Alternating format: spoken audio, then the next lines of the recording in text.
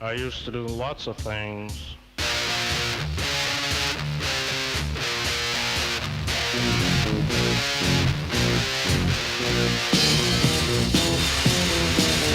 used to do things and I'd say things and Jesus I was evil. Take things and break things and Jesus I was evil. I never shook baby. Yeah. So TJ, dude, welcome back to the show. It's been a while, man. And your amazing beard. I'm glad your beard can make it to the podcast too, dude. Yeah, I'm really glad that you acknowledge my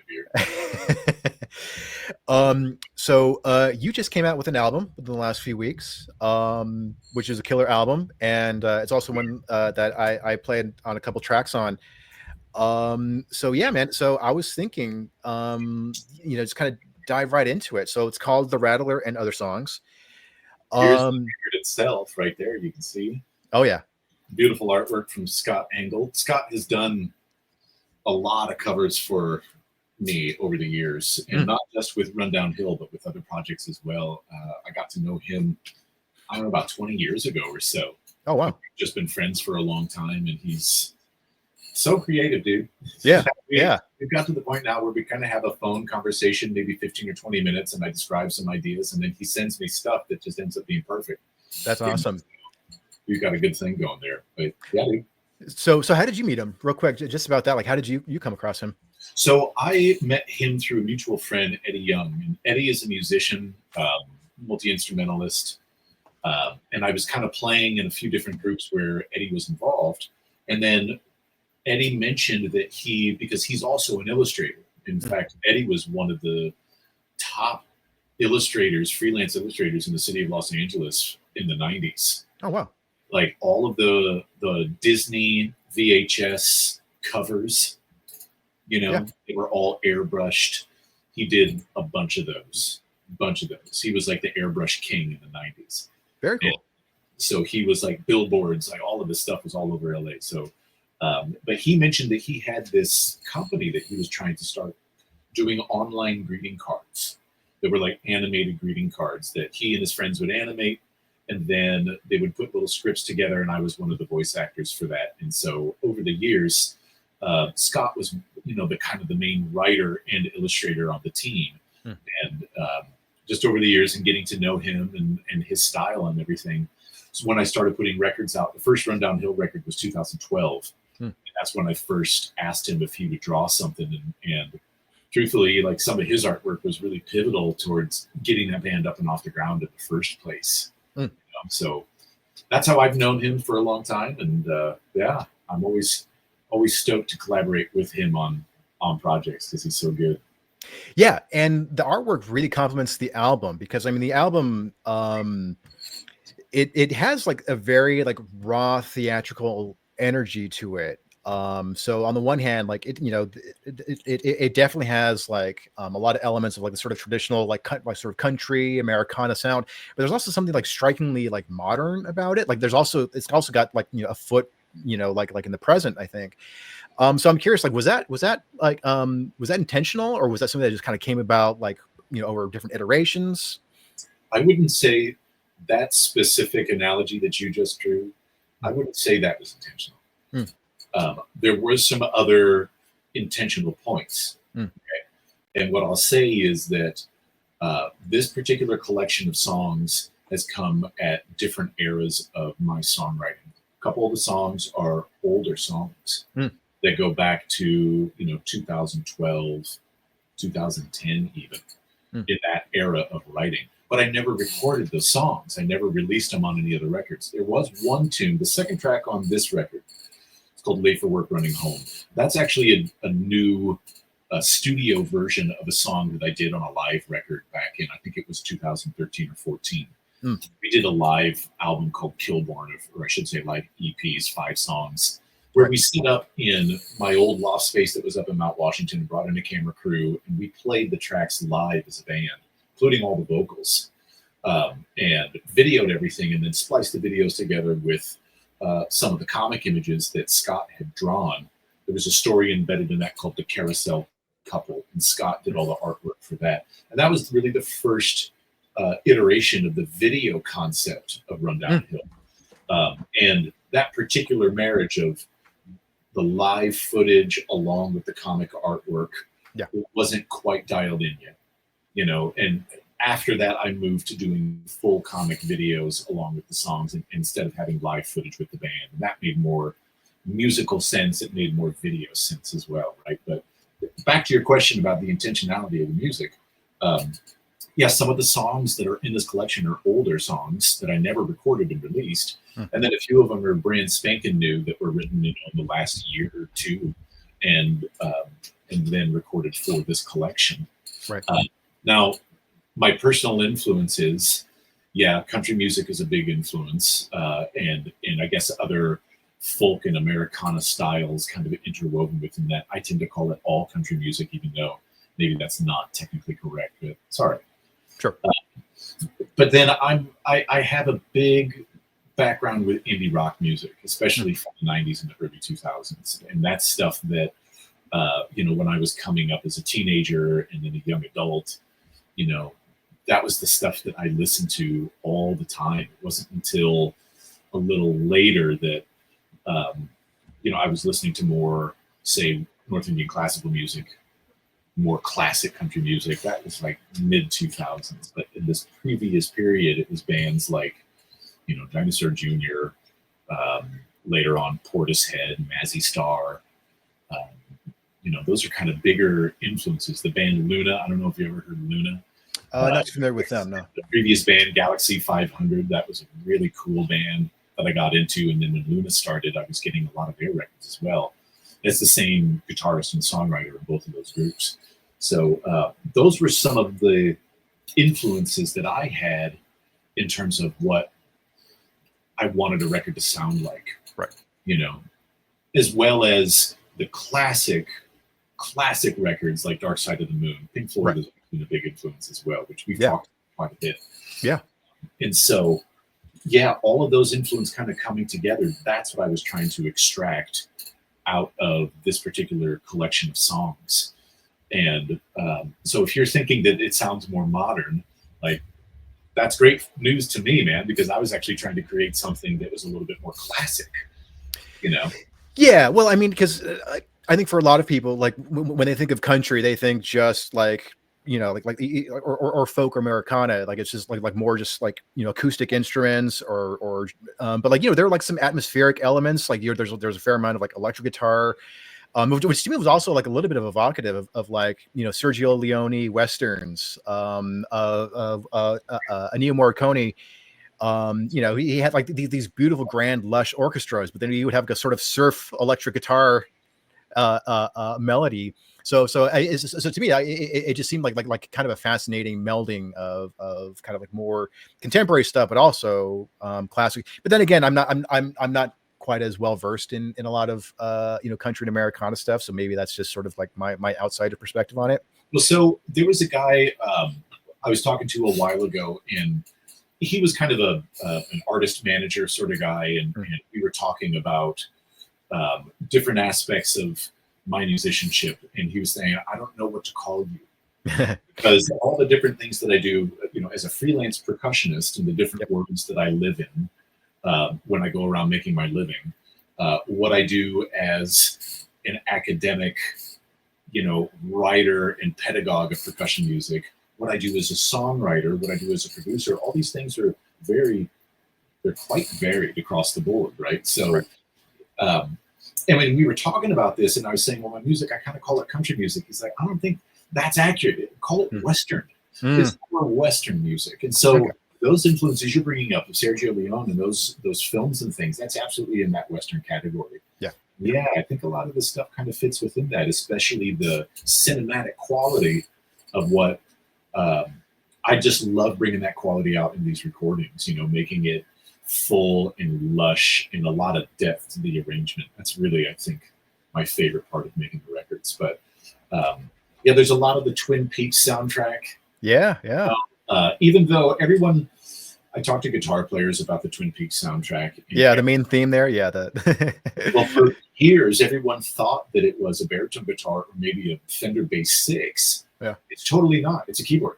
And when they interviewed him and he was showing, he's like, yeah, here's the different things for Twin Peaks, and here's this thing that I made for David Lynch, and I sent it to him on his answering machine, and he loved it, but he brought me the answering machine tape and said, recreate this, something like that.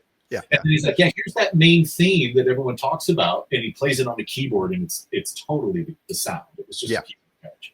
Yeah. But we can still aspire to try to create that sort of a tone. And as the years have gone on, you know, the baritone guitar in my music has become a really focused voice. And I'm now starting to get to a point where I understand how to record that guitar and how I like it to sound. And then when I'm writing and I have that image of that tone in my mind, then I'm writing for that instrument. And more specifically, I'm writing kind of for the way that I play it.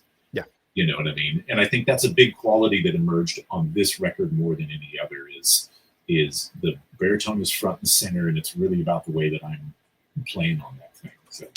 Yeah, and I remember like during the first few times, I think it was like the first year that I met you, and you were introducing me to some of your tunes, and like, you know, because Western music was still something that I was fairly new to, at least, you know, playing wise. And I remember like there were a few times when you would pause me like, no, this isn't like, you know, achy breaky heart country. This is more smoky, a little more mysterious, Twin Peaks. And I was like, oh, okay. So that was like, I'm glad that because I'm a huge fan of David Lynch. So I'm glad that you tapped into sort of like my love for film. And that was sort of like a gateway drug. We're like, oh, okay. All right. Now I can get into this now. I understand the mood they're going for now.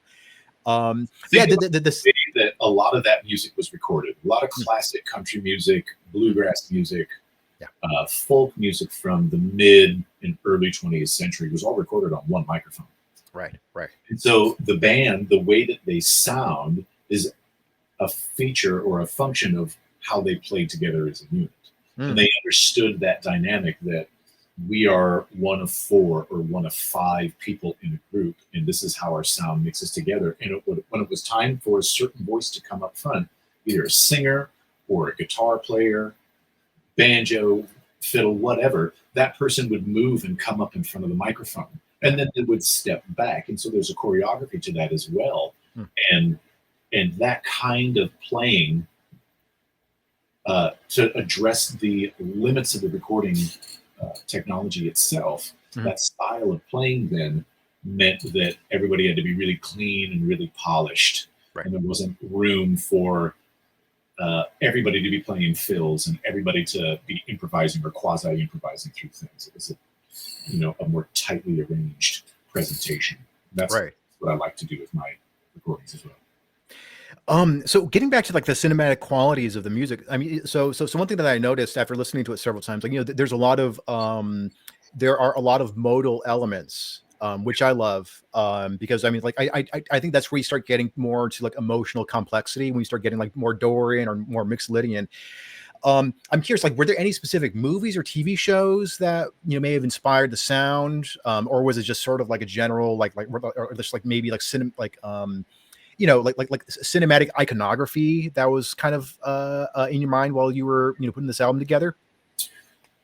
Well, we've talked about a couple of them, you know, the old Westerns, Twin Peaks. Yeah. You know, certainly those kinds of things. Yeah.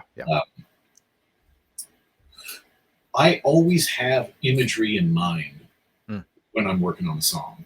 Yeah. It just happens. It's a byproduct of the imagination, you know. Yeah. It's so tightly interwoven, it's hard to not get visual imagery on a tune, you know.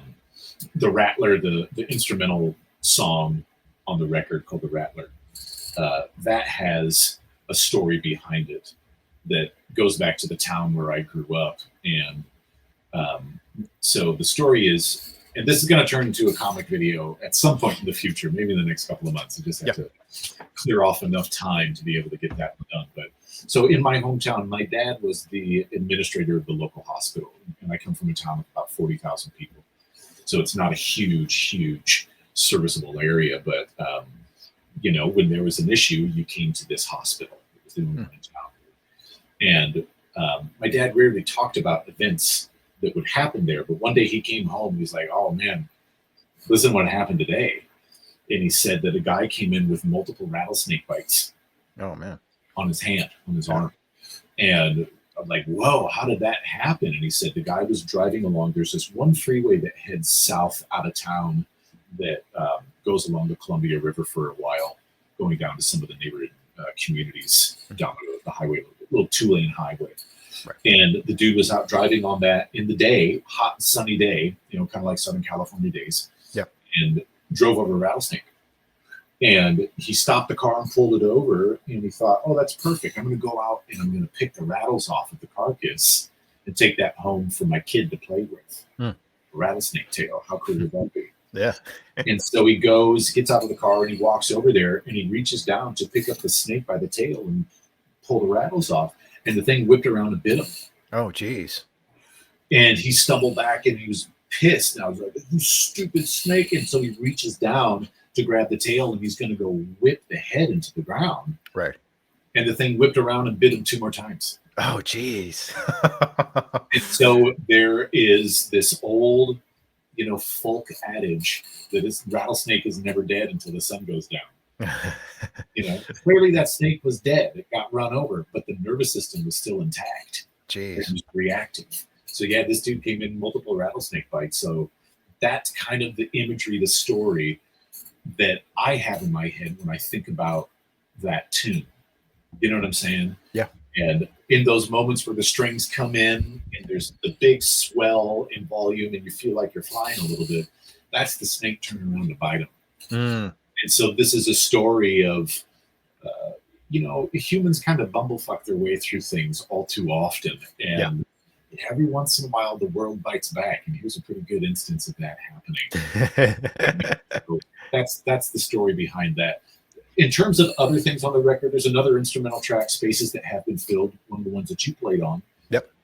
That has a great guitarist, Jeff Jensen from Memphis, Tennessee, playing on that. Doing like the solo slide and solo electric stuff later on. And that tune, I used to belong to a comics consortium, like a comic writer and artist group, and called the Comic Jam. And they would do comic releases once a week. So they'd choose a theme on Tuesday, and then the writers who were involved would look at the theme and you compose a comic script for a 1-page comic. That could be 1 panel. It could be maybe 4 or 5 panels, depending on how you structure that page, right? Yeah. And so then you submit those by Thursday.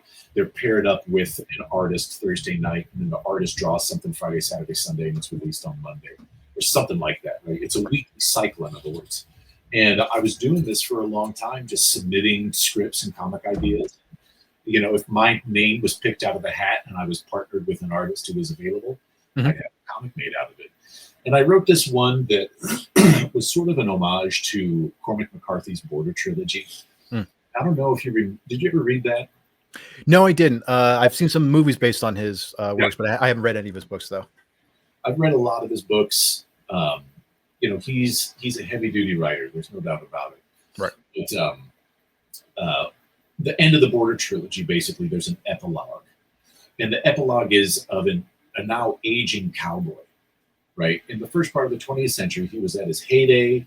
They were still rustling cattle. They still needed cowboys on horseback to move cattle herds.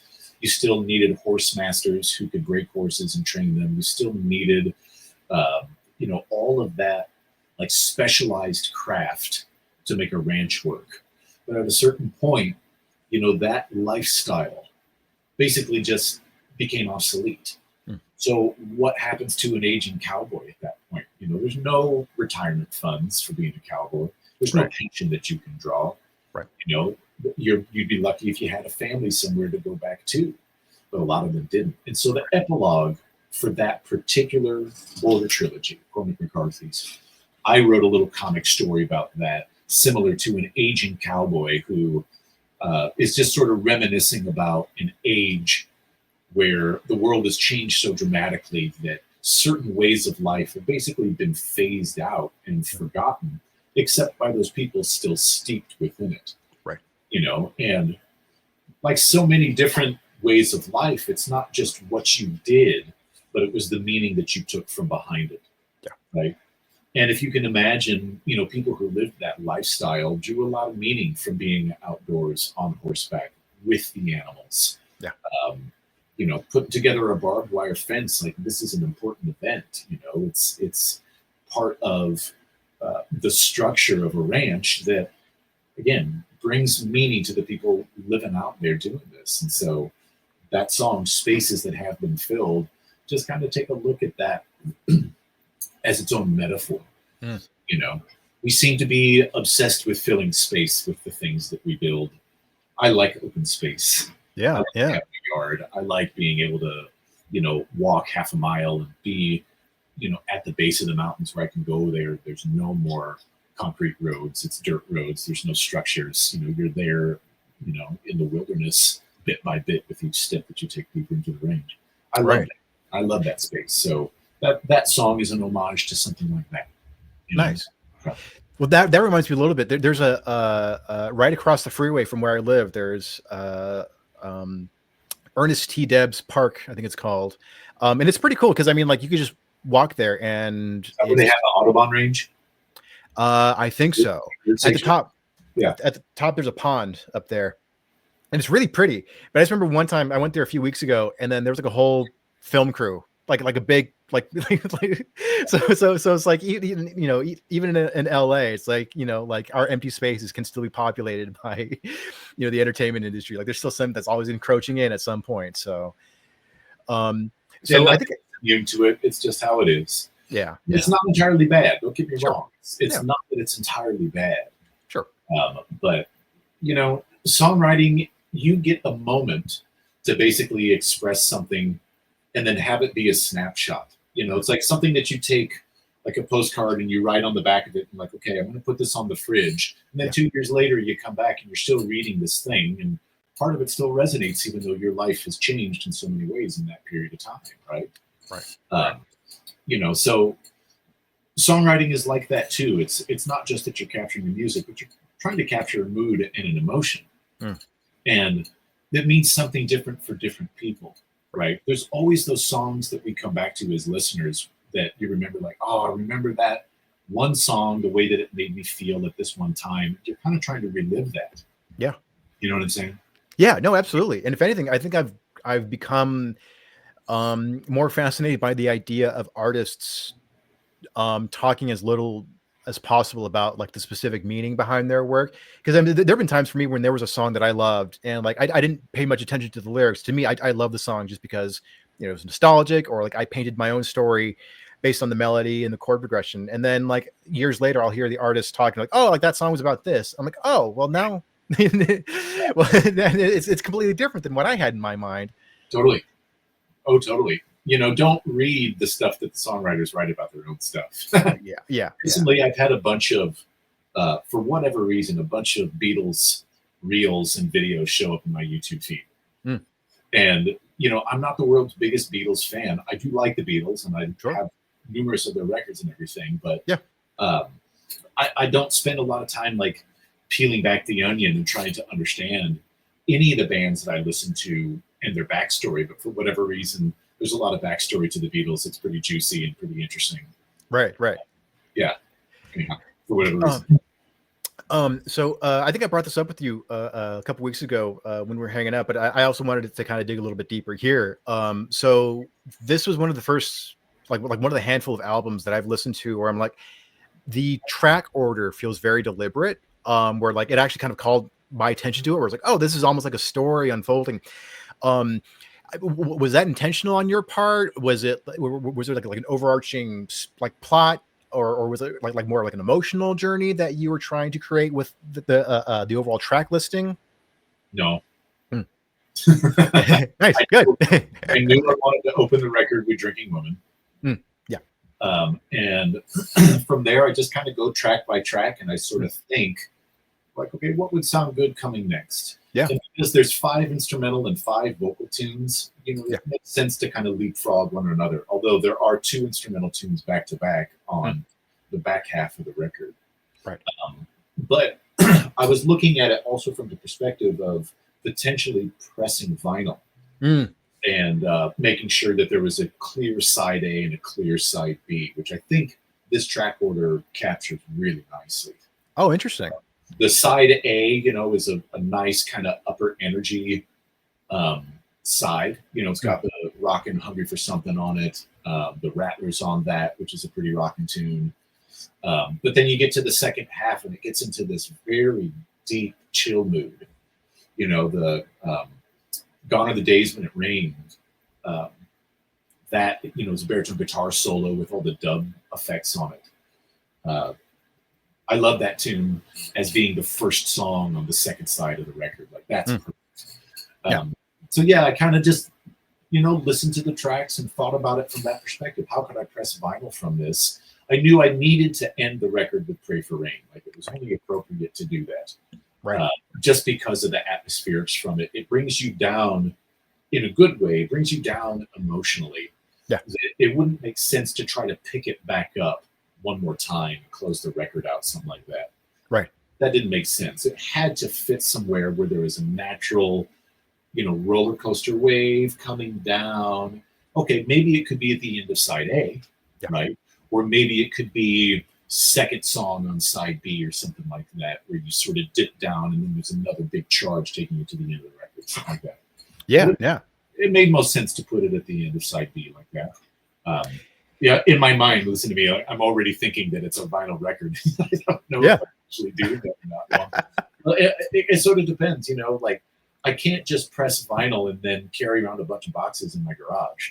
Right, you know, right. Like, I would only do it if, you know, people reached out and, you know, there was a demand for it. So I'm considering doing a Kickstarter, seeing if I can garner enough interest from, you know, donors to a Kickstarter, like a pre-sale sort of thing. Yeah. If it makes sense to do it that way, then bam, I'll press an edition of it. That would be super cool. Hell yeah, man. To see that artwork on the 12-inch vinyl record. I was just about to say, at least for that alone. So the album has a lot of like really interesting instrument combinations. Was this by design, or was that something that came about naturally, where you know, like maybe you laid down, you came up with like the rhythm side, you're like, you know, a trumpet would sound good over the acoustic guitar. Like, was that something that came about organically, or did you set out to like experiment with instrument combinations? I always try to do new instrument combinations. You know, I always want to expand the palette a little bit. Yeah. Some things, it's really pretty obvious when you start laying down the first track, right? I think about songwriting very closely to sculpture, right? Closely akin to sculpture. If you have a blank stone that you're going to start carving away from, you're kind of chiseling away, waiting for the thing to start to emerge. And then when it does, basically the sculpture finishes itself. Right. When you know what you're seeking inside the stone, it's like, because you've committed to certain moves already, right? And you can't go back once that thing has been whittled away. I think it's a mistake that songwriters make to try to go backwards in their recording or in their writing process. Yeah. Just go forward. And if it didn't work out, do another one. Right. You know, you'll get it on the next one or the one after that, right? So originally this record started out, I wanted to do an all instrumental record. It was going to be 10 songs, and it was going to have a different guest artist on every song. Okay. And I had enough material, and there was things that I was writing at that time that I knew, okay, I'm going to do this with this person, right? And I do a lot of pre-production on my records. Like, I put in a lot of forethought and answer as many questions as I can before I actually press the record button. Yeah. At least 90% of the time. Okay. And so in a lot of that pre-production, I had decided, okay, this song I'm going to have this guest artist. This song will be this one. This one will be like this, right? And so for Let It Roll, which has the trumpet solo, I knew I wanted to work with David Longoria because I love his sound and he's a buddy of mine and I want him on my record, right? So I look around in my demos, the different things that I'm writing that are sketched out, you know, and I thought this tune would be really cool to do as an instrumental song, but what solo instrument would go with this? Well, what about David?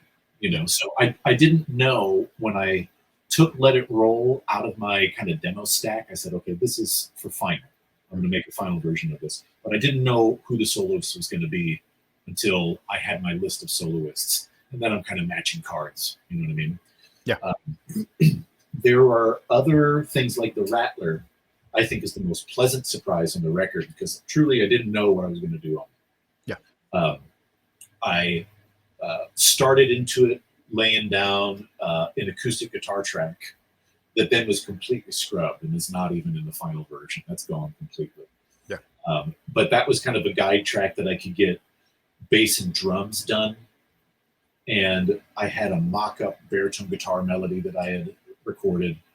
And so when it started turning into this heavy dirge, it originally was not that heavy. It was actually played, instead of on the drum set, it was played on cajon. Mm. So it was a much lighter percussion approach, but it still had this dirge quality, this little dirty distortion on some of the rhythm guitars, etc. Yeah.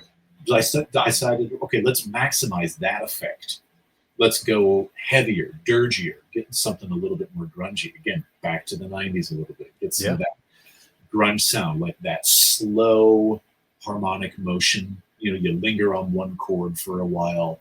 Very gentle harmonic motion. There's not extreme amounts of chords behind it. It's more melodically focused.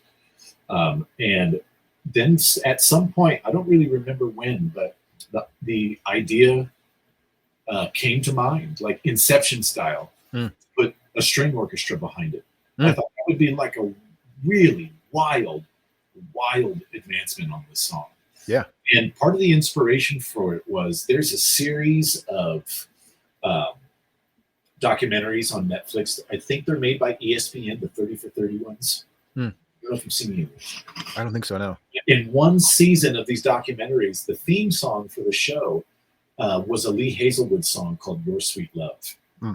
And I recommend go listen to that song. Yeah. Okay. And anyone listen to the podcast, pause the video right now. Go listen to that song, even the first 30 seconds, and you'll get it. Right. Right. Of the way that string orchestra works with that song, and the way the rest of the arrangement of the song works, and how upfront the strings are in that arrangement. That was the inspiration for putting strings on the Rattler. I was like, dude, I want to see if I can get a string section to sound like that. Right. Right. And I brought in a couple of string players who I had double up the parts a few different times. Yasmin Azayas is a friend of mine, came in and did the violin and violin 2 parts. And I think she did like 6 passes on each one, different octaves, different placements in the room around the microphone. Like in certain of the passes, I had her seated. And then sometimes I had her standing, but I didn't change the microphone position. So she's moving around a fixed position. And so that, gave some room tone into that string section that was really essential to making it sound that way. And then a cellist buddy of mine, Derek Stein, Derek has played on some other records that I've done. Like the last 3 records, I think Derek has been on. So that was kind of the happiest surprise of the whole thing was that. And then there's another weird tune called I Were Comatose. And on that, just to kind of keep people on their toes, that has like a looped drum set, that I sampled different drums here in my studio and I created a percussion loop out of it. And I wanted it to be much more of a, kind of synth driven, but still with guitars and organic instruments on top of it. David Longoria plays trumpet on that. I brought in a trombone player on that tune. That was also a happy surprise. Yeah. Again, these things, when you're in production of a tune, you got to leave the door open a little bit. Right. Yeah, I do a lot of pre-production, but all I'm doing is answering the questions that I know I have answers to. Right. And that's what's going to guide me. If I can see at least one step ahead of me, I can take that step confidently. And then perhaps the step after that will reveal itself. Sure. Right? So just keep moving forward on it. And that was one of those things. I'm in the middle of that tune. And I thought, dude, I got to get a trombone choir in here. How do I do that? Right. Right. And so I ended up, there's a dude who just lived around the corner who played in one of the National Guard bands for many years. Oh. Trombone player. Clarence Spears is his name. Clarence Slide Spears. I had Clarence come over and he did like a trombone 1 and trombone 2, and I had him double up a couple of times to make a choir sort of sound. And that worked to a T, man. It was beautiful. And the whole thing, I wanted to arrange it so that it sounded like it was coming off an old vinyl record. Right. That's the aesthetic of that. So everything's a little bit hollow sounding, like you're singing into a phone booth or something like that. That's cool. I like that balance of having enough clarity of vision to have something to like, to work towards, but also allowing yourself, if somebody comes along or you're like, like, what if I tried this? It reminds me a little bit of not related to music, but related to filmmaking. There have been a lot of complaints about like the overuse of CGI in a lot of movies, and how that's kind of resulted like these very bland, flat-looking, washed-out images that have become the norm, unfortunately. And a big part of that is because so many movies are, especially like big budget, like superhero or fantasy movies, are shot on a blue screen or a green screen. And the reason why they do that is because, well, we haven't figured out what the background's going to look like yet. So everybody is going to be perfectly lit. There's going to be no contrast. And so that results in this really flat looking image. And it's sort of like, and oftentimes when they're making these movies, the script isn't even finished yet. So we don't know if this is going to take place at night or during the day. So we're going to shoot it like it's day, and then we can go back and make it look like it's at night, but it's not going to look, real. I'm hearing the amount of like forethought that you put into a lot of your work is a nice breath of fresh air, I think. I mean, has it always been your creative process of having like a fairly defined vision to work towards? I'd say 90%. Yeah. Mm-hmm. When I'm talking about my own stuff, yeah. There's always gonna be room for improvisation and leaving things open. Right. In other things that I do as a freelancer, I kind of prefer the spontaneity. Because a lot of the music that I play as a freelancer is highly improvised. Right. Like 90 to 95% improvised in a lot of situations. Right. And I love it. Like there's an edge to that. I call it tightrope walking. Where you've got to have just immense laser focus, but at the same time, you've got to perform, and you're going to dance on the tightrope. And it matters how well you balance as well as how you present, and those things feed off one another. The pre-production, the forethought, all those things. Mostly because I think I tend to just ruminate on my songs. They linger so long in my imagination before I even start the recording process. It's not something that I just dive into just 'cause. Every time I'm sitting down to record a tune, there's a purpose to it, even if the purpose is just to make a demo. Right? Where I know it's going to be rough. And all I'm going to do is I'm going to play each part once because I just got to have an archive of this idea so I can come back to it. That can be done on your phone, on the voice memos, right? Yeah. It's one of the very few things about smartphones that I'm glad I have. A little thing in my pocket that I've got an idea, I can sing into it, or I can hit my guitar, or I can put a drum idea, whatever I need to do. It's ready to go. Right. But when it comes time to start making a record, let me get back to where this Rattler had its origins. I was telling you it was originally started out as an instrumental record, right? And there was going to be 10 tunes, and I was going to mix this record at the end of 2023. That was the schedule. Right. And I cleared out 2 weeks over the holiday break to really focus in and get that record mixed and be ready for a 2024 release. And when I got to that point, none of the guest artists had their parts returned to me. And I had been looking and I'd been pruning songs away from that record, and I pruned it down to 5 songs. So even with that, none of the guest artists had that done. So I said, okay, well, I have all this time. I'm going to start tracking the next record. And that record, I wanted to make a vocal-driven Americana-style record, right? Those are the songs I picked out. Yeah. So I started into that at the end of 2023 and then started building momentum on it. And then throughout 2024, the guest artists did start trickling in their parts. The Americana EP went from 6 songs to 5 songs, so I had 5 and 5. And originally, that was a working title for this record, was 5 and 5. And the more that I thought about it and worked on it, it kind of became clear that the Rattler was a cooler aesthetic for the whole thing. You know, Right. There was an aesthetic on the record that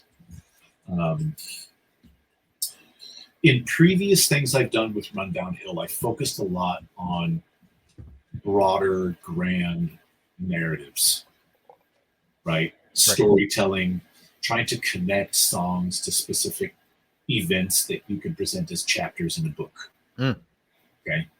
So on the older records, those songs did have more of a direct song-to-song, story-to-story narrative to link them all together. So something closer to like a concept album. Exactly. And I wanted to get far away from that. Not as far away as possible. I'm not trying to say that, but I wanted to distance myself from that and really just have this be about music. And so, you know, how many records do you know that are just called the single, whatever the name of the single is, and other songs? Right. It's like, okay, that's perfect. Yeah. You know, because The Rattler is a great title song for this whole record. I wanted to feature it anyway. It's one of my favorites. Yeah. So that's kind of where the whole record came about. So what's the intentionality behind that? Well, I started out making an all-instrumental record and then a separate all-vocal-driven record that ended up becoming blended into one record that, even by your own testimony, Joe, seems to tell a story from top to bottom in its own way. And that's a happy accident, but not purely unintentional. Yeah. There's still a lot of quiet instinct that comes into play in that. You know, there is a silent hand that guides a subconscious hand, I think. Right. And the more comfortable you can become listening to that voice, I think it brings out very authentic qualities on the record. And what is an album? It's a collection of songs. You know, it's similar to it's a complete body of work. In other words, you know, like you have taken this thing and now this is the presentation. Like a painter creates a new painting and says, "This is the new one. Here is a new comic book that I created," etc. It is, you know, an entity. Yeah. Well, a quick humorous aside. You're familiar with that band, Dream Theater? Of course. So they only had one hit song. It's called "Pull Me Under," and I think when they released an album, it was just called "Greatest Hit" and 14 other really good songs. So I think. So there's a little bit of a precedent there, I think. But Red Hot Chili Peppers put out a greatest hits album called "What Hits?" What are you talking about? Hits. So if you could perform this entire album live in one like unusual location, like not just like a theater or a venue, like in a highly unusual location, what would it be? This came up just the other day. I was talking to a buddy of mine. Up in Washington State, if you're familiar with where Aberdeen, Washington is. No. Aberdeen is on the true west coast of the state. It's not on Puget Sound, but it's past the Sound, past the Olympic Peninsula, and it's on the Pacific coast. Okay. That's where Kurt Cobain was born and raised. Oh, wow. And, I had family living in that area for many years too. So I would often visit that area and stay in Aberdeen. On the way, when you're coming down from Seattle, you come down I-5 to the end of Puget Sound where Olympia, that's the state capital. And then you proceed west from there. There's a highway. And you go down there, I don't know, 30, 40 miles or something like that. And up on your left are 2 big nuclear cooling towers they were never fully commissioned. The site was built, the towers were built, all of the infrastructure was built, but it was never fully commissioned. No nuclear material ever came to the site. And then they pulled the plug on it and said, we're not going to commission this. It's just going to sit dormant. Okay. Who knows why exactly? Right. But in an effort to try to reclaim some of that space, there was a group that lobbied to basically have it turned into a venue. And they will do performances inside the cooling tower. And go in and install sound equipment and everything and record. Now, the only stuff that I've ever seen there has been video. You know, I haven't seen any live performance in there. Who knows how it would sound acoustically? Who knows if you could pull it off with a rock and roll band? I really don't know. Right. But that would be a pretty cool place to play. That's that's interesting. All right.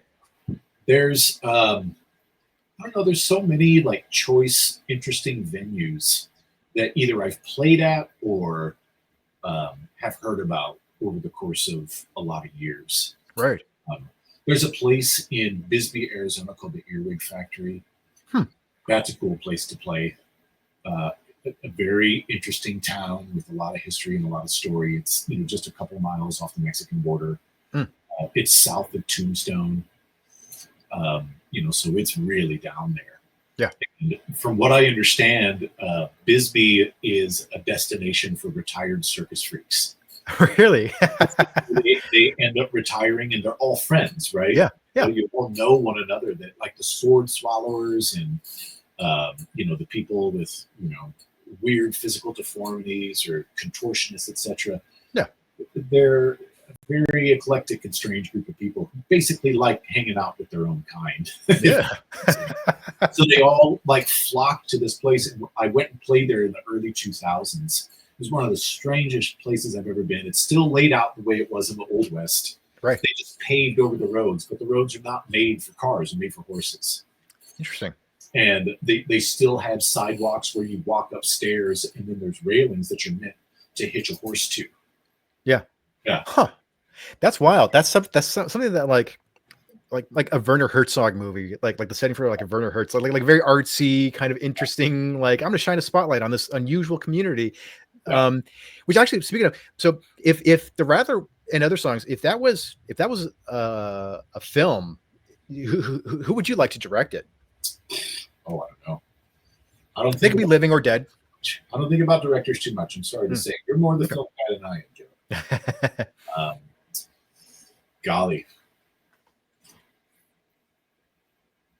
Someone like David Lynch. Right. You know? Yeah. Weird, abstract. Guillermo del Toro.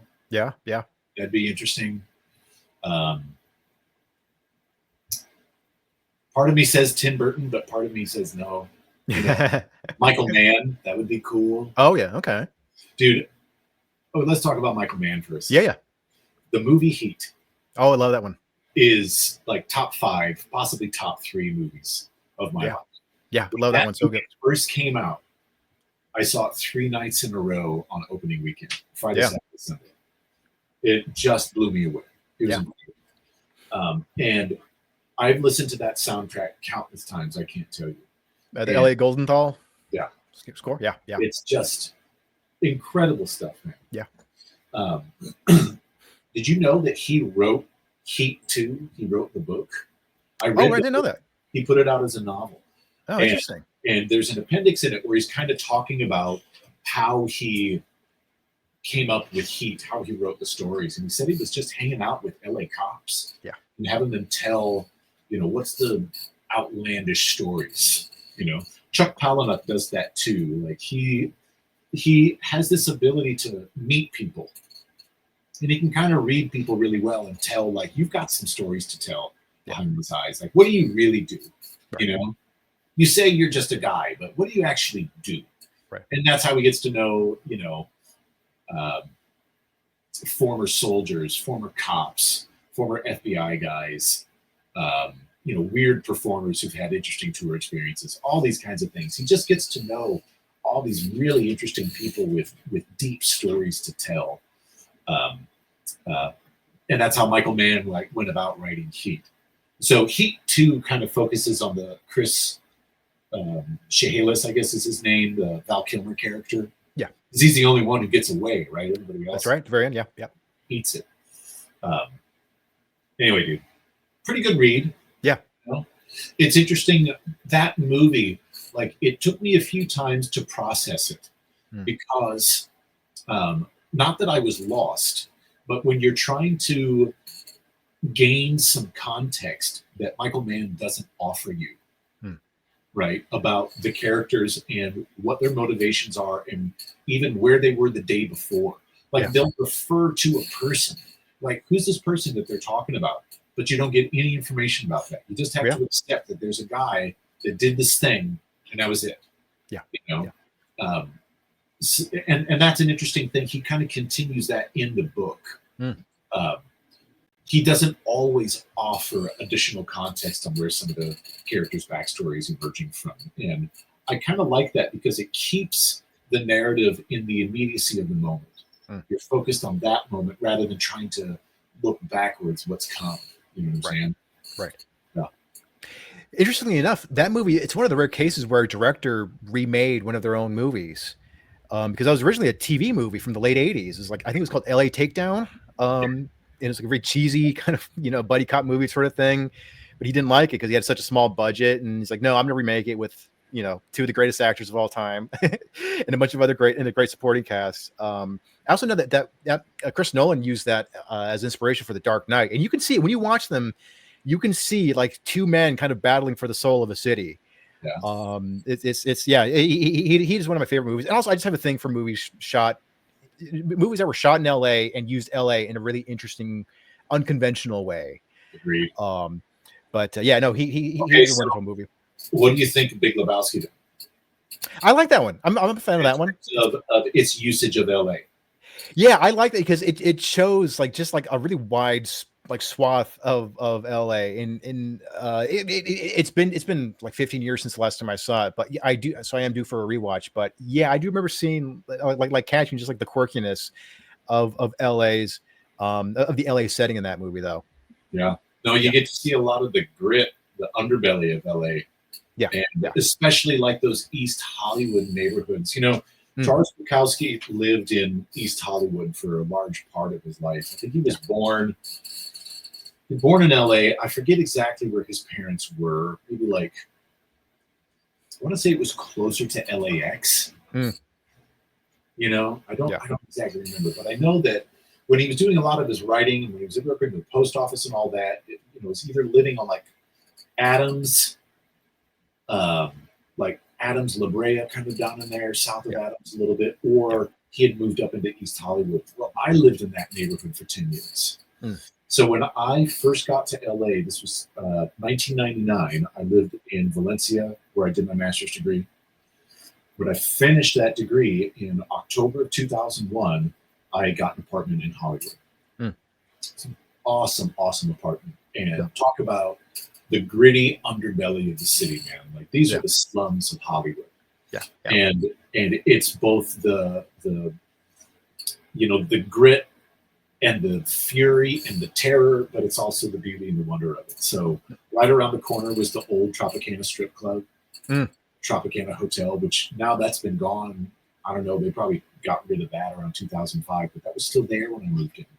Right. And the bowling alley where they filmed big parts of The Big Lebowski, I could see, like when I came down my front porch and stood on the street, I could see it down the street from me over on the corner of Santa Monica and it's between Santa Monica and Western. I forget the exact cross street there, but that bowling alley is gone, is now an elementary school.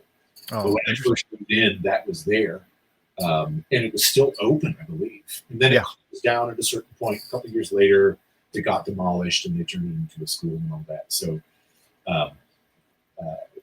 like Lebowski, I really like because they capture East Hollywood very authentically and used real locations as destinations within the script. Like when he goes to see his landlord's dance cycle. I believe that he changed the name of the theater, but they absolutely filmed it in one of those old East Hollywood theaters. I guess like they call it Theater Row now. It's more Central Hollywood before you get to West Hollywood. Right. On Santa Monica, like Wilton, Cahuenga, kind of down in that area, Santa Monica and Cahuenga. Strip of theaters. And when I lived there, I was performing in those theaters. We would do runs of different shows. At least once a year, I was booked doing a show at one of those theaters down there, either just playing or doing sound design, something like that, you know. So I love Lebowski for that because it brings up a lot of memories where I used to live, get around, and start trying to build a career. The equivalent for me for that is a fairly recent movie called Under the Silver Lake. I don't know if you've seen or heard of that one at all. It's an A24 film. It's an independent movie, but it has Andrew Garfield in it. Okay. And I watched that movie within like the first year or two of my being in LA, and being on the northeast side of LA, my entire time here. They shot most of the movie like in the sort of like hipster corridor. So like they shot parts of it like in Highland Park, Echo Park, Silver Lake, obviously, and Los Feliz. I think there were only 1 or 2 sets that were created specifically for that movie. But other than that, like they're shooting at like Echo Park Lake, they're shooting at the abandoned zoo at the park there. And so, but it's one of those movies where like when LA was just starting to open up after COVID. And like, I'm watching this movie with some friends and it's like, oh, we were just there last week. Oh, that's right down the street. Oh, I know where that's at. So it's like, it's one of those movies you're like, oh, like you guys really got in on the ground floor and you didn't, you didn't glamorize LA. You didn't, make it dirtier than it was. You just said, hey, here's what LA, like the hipster part of LA looks like right now. And you did very little production design on that. Right on. But the town where I grew up, I mentioned it before, it's called Wenatchee, Washington. And not a lot happened in my town, I got to tell you. But one time, we did get a Hollywood movie crew coming into our town. They were going to film a movie with Ice-T. Dude, I got to tell you, this was big news. Big news, man. People were excited about it. The film's called Surviving the Game. You ever see it? No, never seen that one. Oh, go check out this film. It's a cult classic, man. Yeah. Outstanding. Ice-T plays this like homeless veteran type of character that's living on the streets, and he befriends a rich guy. And he says, I run an outdoor like outfitter company where I take guys out. We go to a hunting lodge and we go out and we hunt big game. Yeah. And I want you to be a guide. He's like, well, I don't know anything about the wilderness. What are you talking about? He's like, but I just believe in you. Believe in you. And it's Rutger Hauer. He's the villain. Oh, nice. That's very cool. Perfect. You know what I'm saying? He's the ultimate villain of these things. Yeah. Anyway, it ends up the game that they are hunting are humans. And so Ice-T has been selected as being the trophy buck for that particular outing, and he has to find a way to get back and fight his way to freedom. That was all shot kind of in and around my hometown, and that was big news. So yeah, when that thing came out and we went to see it, like there's like one city block that they filmed over and over. Not like the downtown was huge or anything. It was a couple of blocks long, but it was like, hey, dude, I used to go take drum lessons right behind that building right there, man. That's the grounds, man. So that's super cool, man. I still get such a kick out of stuff like that. Being a bit of a film buff. Like, actually, just for the last few weeks in Highland Park, they've been shooting something very big here. There's a Highland Park theater.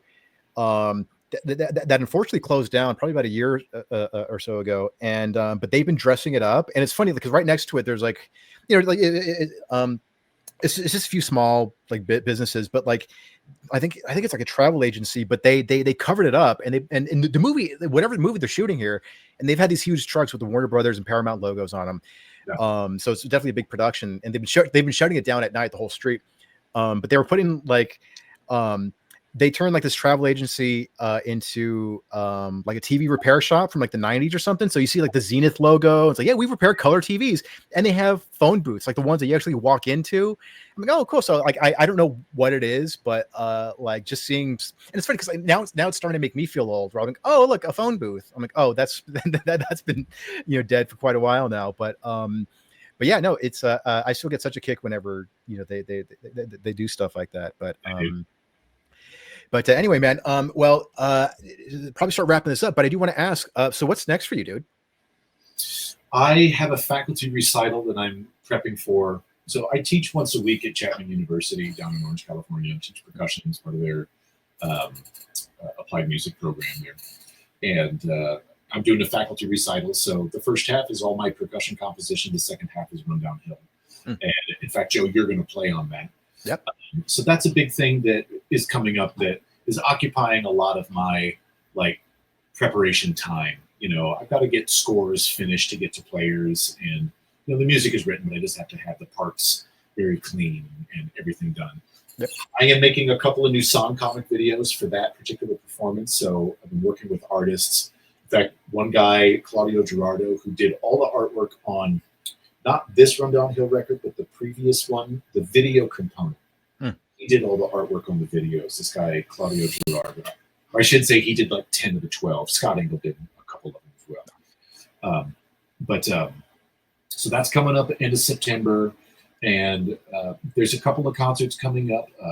I play in a couple of different Arabic orchestras. So an orchestra called Mesto, where I've been the principal percussion for about 20 years or so. We're performing at the Broad Stage in Santa Monica in September. That's September 14th, Sunday night. And we're actually going to be playing a couple of premiere compositions from one of the most famous Egyptian composers ever, Muhammad Abdul Wahab. And so in the heyday, the 50s and the 60s of Cairo, Egypt, Cairo was a huge film city, dude.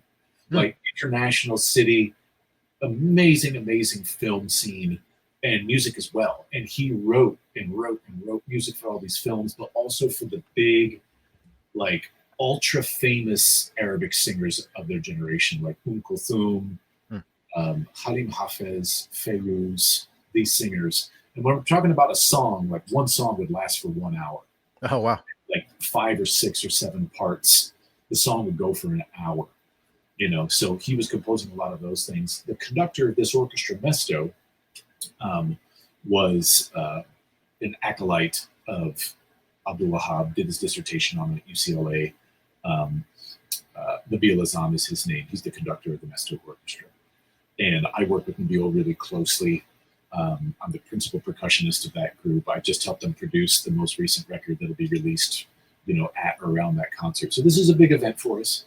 Cool. Really looking forward to playing that. The following month, there's another group, the LA Arabs Orchestra. We have a concert in October. You came and saw that group play. Yeah, that's right. And have you come to Mesto too out in Santa Monica? Because it's a very different style. Even though they're both classical Arabic ensembles, the style of music is very different for each. Yeah. And then, I'm just working really to promote this record. And I have a bunch of freelance gigs. Like I play anything from private events where people hire a specific group that I play in to come and perform for, a party or a showcase or something like that, to, larger concert halls, et cetera, et cetera. So it kind of depends on who needs me where. But there's a bunch of albums coming up that I've played on over the past like 3 or 4 years, but they're all basically going to be released at the same time. Oh, wow. So Yasmin Azaya's ensemble, we have a record that's due to come out like any day. I kind of don't know what the holdup is because I'm excited to get that record out. It's very cool. That's where I'm playing this, world percussion drum set that I'm sitting in front of here. Very cool. You've seen that band play. Yeah, yeah.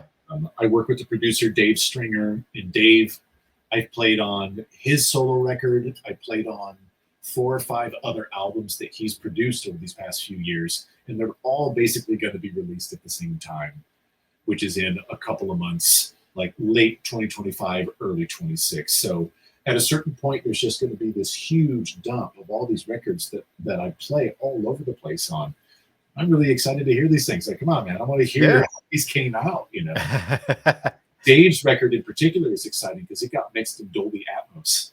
And so, to listen to it through the Atmos system and hear all the spatialization within the mix, I'm actually really excited to hear how that came out. Yeah. His music, similar to mine, big arrangements, very cinematic, very lush. You know what I'm saying? Right. So I'm excited to hear that. In terms of other things, man, I'm probably just going to dive into the next record. That's really kind of my favorite thing to do is just start looking at the song list that's coming up next. What are the new things? What are some ones that I always meant to record but never really found the right record for it? Yeah. I had this awful habit where I had these songs that I was saving. Like, I want to put this song out like after the next record because I'll build momentum and this song is really good and I want more people to hear that. I'm over it, dude.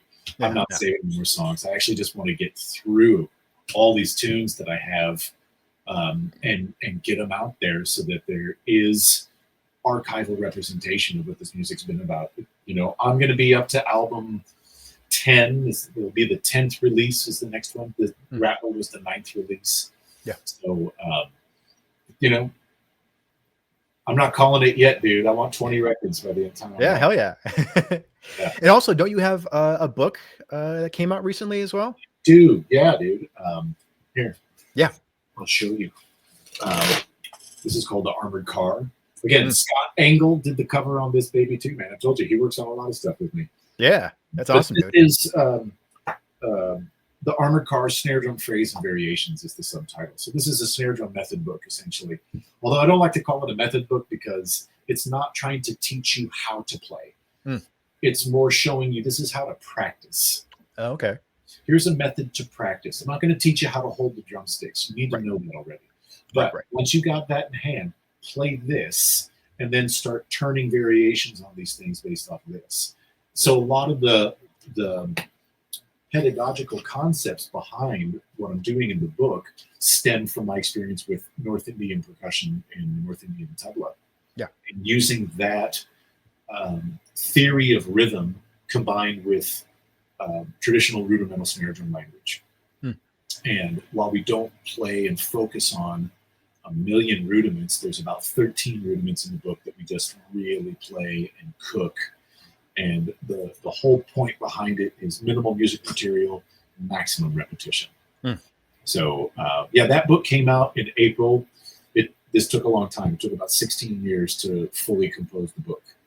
From when I originally had the idea and started writing exercises, and I wrote a solo version of it. And then as time went on, tested it with students. You know, how did they respond to it?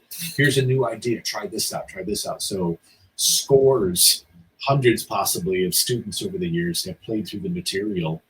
Finally, I had, you know, enough to make a cohesive book out of it.